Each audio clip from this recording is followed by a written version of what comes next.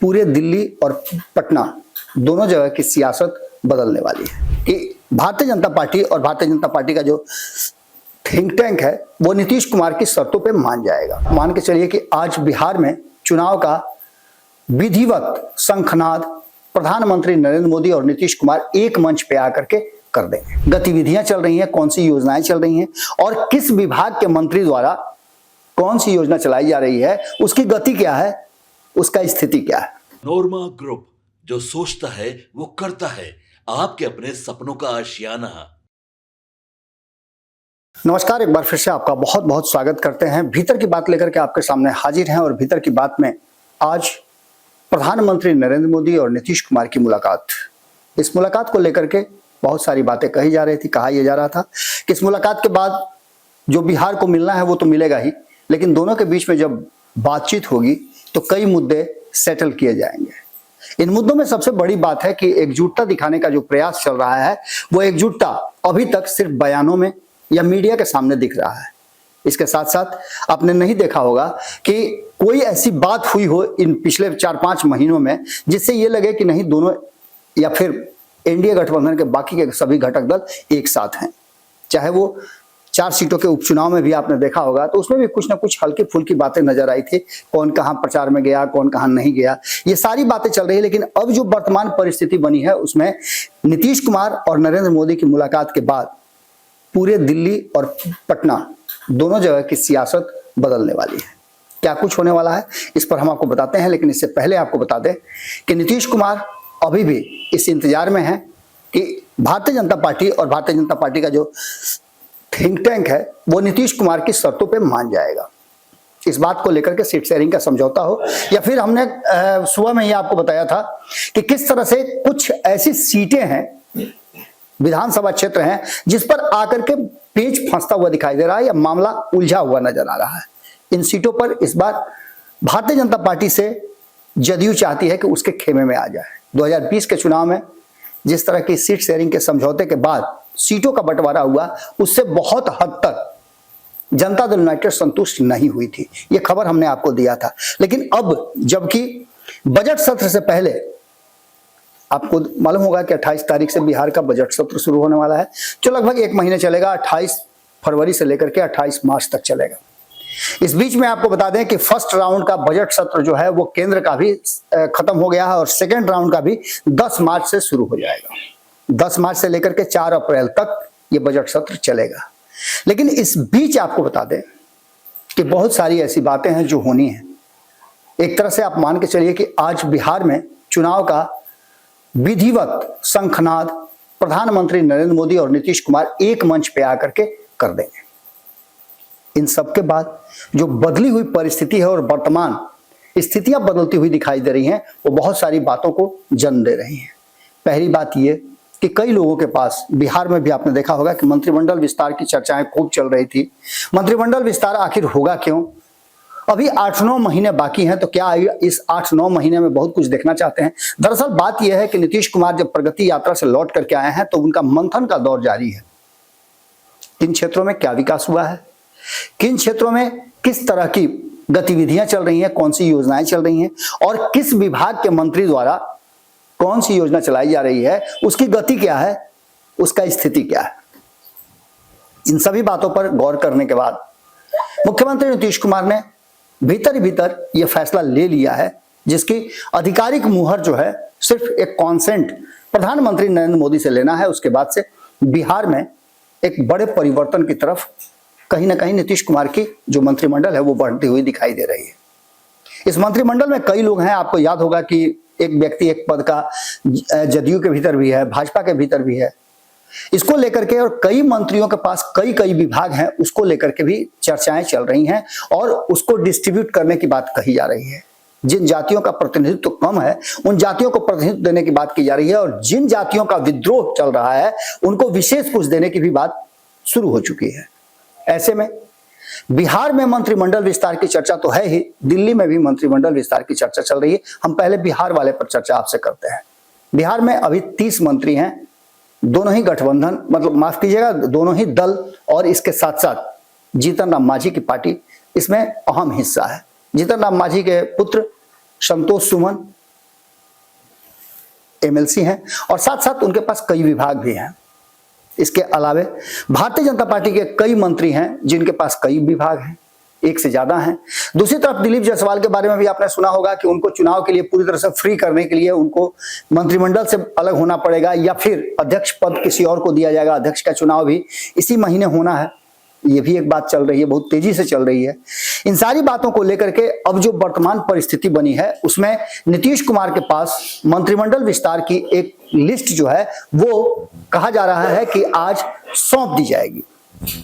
इस मंत्रिमंडल लिस्ट के बाद नीतीश कुमार ये फैसला करेंगे कि किसे कौन सा विभाग देना है और किसने अपने विभाग में कितना ज्यादा काम किया है। ये सारी परिस्थितियां बनती हुई दिखाई दे रही हैं और इसके आधार पर जो चर्चाएं चल रही हैं उसमें कई लोगों के, नए लोगों के जुड़ने की भी संभावनाएं प्रबल है।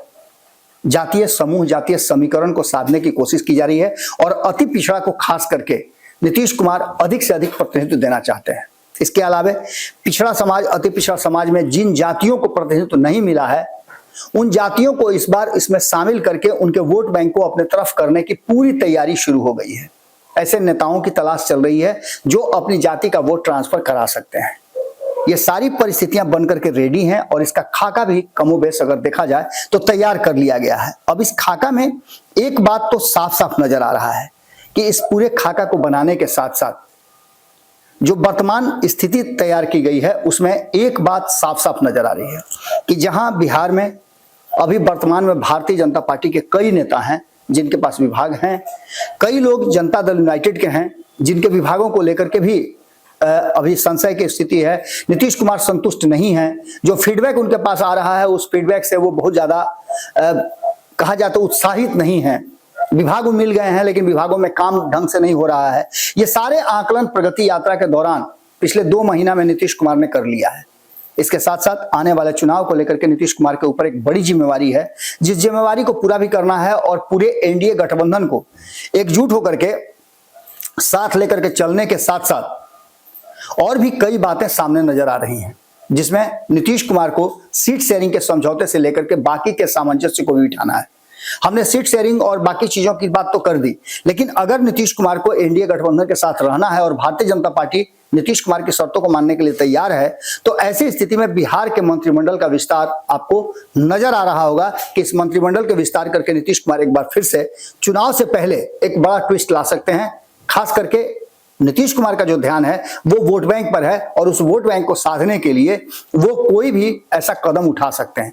दूसरी तरफ केंद्रीय नेतृत्व की बात करें तो केंद्रीय नेतृत्व में भी बार बार सवाल यह उठ रहा है कि केंद्रीय नेतृत्व ने बिहार के 6 लोगों को मंत्रिमंडल में शामिल तो किया, बड़ी संख्या है बिहार की, चुनावी राज्य है इसलिए हो सकता है कि इन लोगों को मौका मिला है, लेकिन इन सब के बावजूद जो चीजें देखने को मिल रही हैं वो साफ साफ बता रही है कि ये 6-8 लोग जो हैं वो बिहार के लिए क्या कर पा रहे हैं, क्या कर रहे हैं, इनकी परिस्थिति स्थिति क्या है। ये सारी चीजें जोड़ घटाव करके अगर देखा जाए तो कहीं ना कहीं कई तरह की बातें अब नई सामने आने लगी हैं।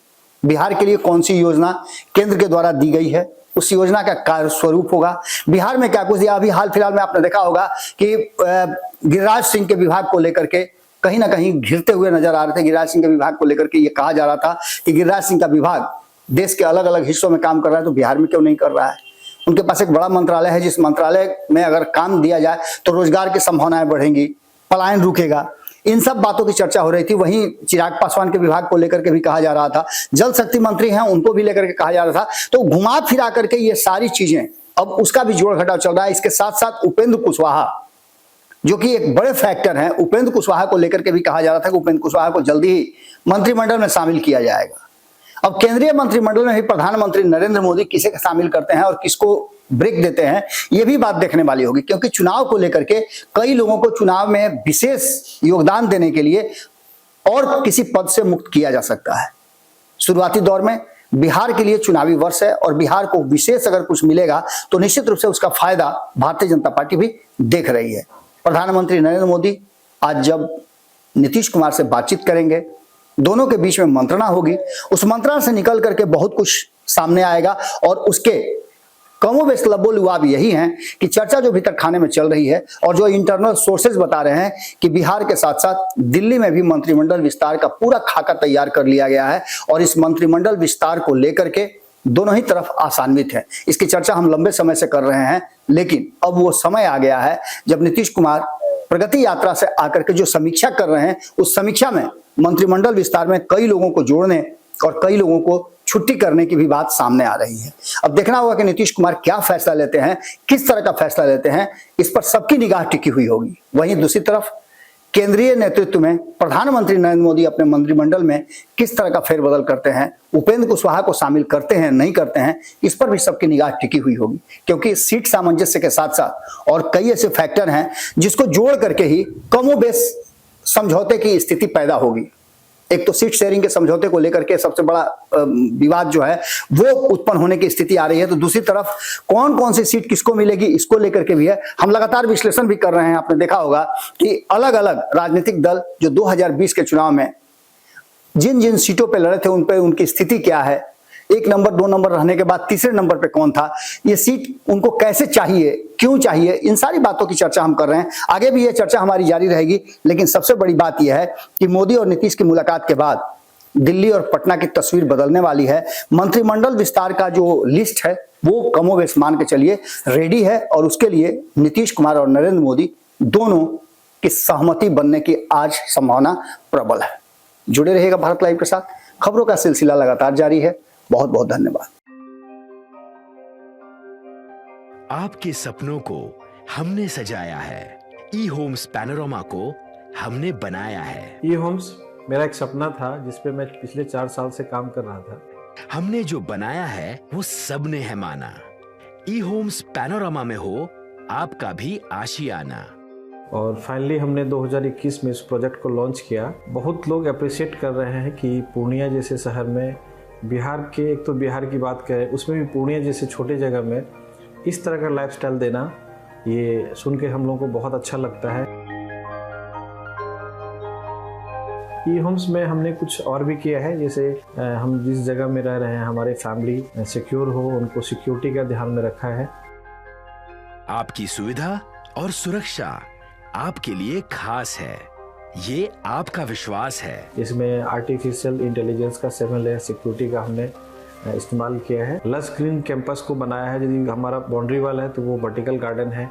ये जितनी भी फैसिलिटी होता है एक इंटरनेशनल टाउनशिप में ई होम्स है, ये हम लोग विश्वास नहीं कर पा रहे हैं। जो भी हमारे मित्र दोस्त या जो भी हमारे बाहर के बाहर आते हैं तो हम लोगों को बहुत अच्छा सुनने को मिलता है और बहुत अच्छा क्रेडिट मिल रहा है। वो सारा हमने सिर्फ एक बिल्डिंग नहीं बनाया, हमें एक बहुत अच्छा लाइफस्टाइल दिया ई होम्स में, और मेरा एक सपना था जिसको मैं आज फुलफिल होते हुए देख पा रहा हूँ। ये आपका आवास है। ई होम्स पैनोरमा में अब आपका निवास है। E Homes Panorama, luxurious lifestyle redefined. Panorama group, जो सोचता है वो करता है। अगर ये वीडियो पसंद आई और वह बिहार के राजनीति और बिहारियत से सरोकार रखेनी तो सब्सक्राइब बटन दबा के चैनल के सब्सक्राइब कर ली। ओजे एगो घंटी बा, ओकरा बटन दबा देला से कुल सटीक और मारक खबर रुआ मुफ्त में मिल जाई। अगर रुआ पत्रकारिता के हमनी के नया प्रयोग में सहयोग कर चाहतानी तो ज्वाइन बटन दबा दी।